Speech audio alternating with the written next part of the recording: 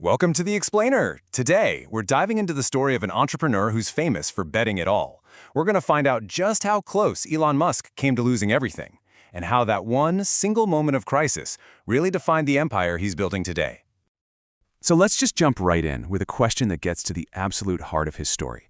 Because, look, to really get a handle on his success, you first have to understand how incredibly close he came to complete and utter failure. I mean, really close.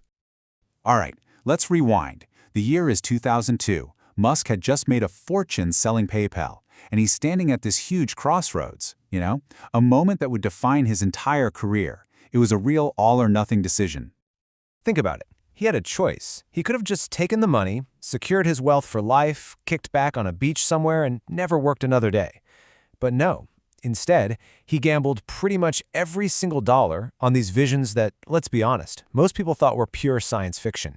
Commercial space travel, mass-market electric cars, back then, no way. So, this massive, high-stakes bet, it leads him straight into the perfect storm. As the whole world is plunging into the 2008 financial crisis, both of his brand new companies are just burning through cash. They're running out of money, and they're running out of time. Fast. And this really just lays out the impossible situation he was in. I mean, this wasn't one crisis. It was two, happening at the exact same time. It's just brutal. On one side, you've got Tesla hemorrhaging money with total production nightmares. On the other side, SpaceX had just watched 3 of its rockets explode, one after the other. A fourth failure wasn't just going to be a setback, it was game over. The end of the company. Period. So what does he do? He goes completely all in.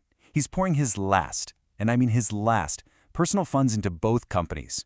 And this wasn't for growth or anything fancy. No, this was just to make payroll. Just to keep the lights on for maybe one more week. By any rational measure, the guy was right on the verge of total, complete financial ruin. And then, just when it seemed like all was lost, the tide turned. And it turned with this incredible, dramatic speed. I mean, we're talking about a comeback for the ages here. And this timeline just shows you how down to the wire this whole thing was. After that third failure in August, SpaceX has one last shot. Then in September, the 4th Falcon 1 launch. It's a success. It becomes the first privately funded rocket to ever reach orbit. Huge deal. And just a couple of months later, that success leads to a game-changing $1.6 billion contract from NASA, and at pretty much the exact same time, Tesla somehow manages to close this last-ditch funding round literally hours before it would have gone bankrupt. So, you get it, right? The crucial point here is that this wasn't just some business success story. It was an absolutely stunning rescue mission. In the span of just a few short months, 2 companies that would go on to completely revolutionize their industries were pulled back from the absolute brink of extinction. You'd think that brush with disaster in 2008 would make him a little more cautious, right? Well, it seems to have done the complete opposite. So let's fast forward to today and see how he's using those 2 rescued companies to build a totally new kind of empire, one that's focused on an even more ambitious future.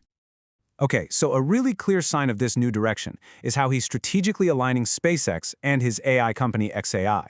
He's bringing them closer together, basically creating this private tech giant with a staggering potential valuation.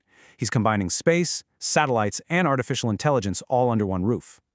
So how is this vision evolving? Well, you can see it right here, across his entire portfolio. Just look at how the focus is shifting.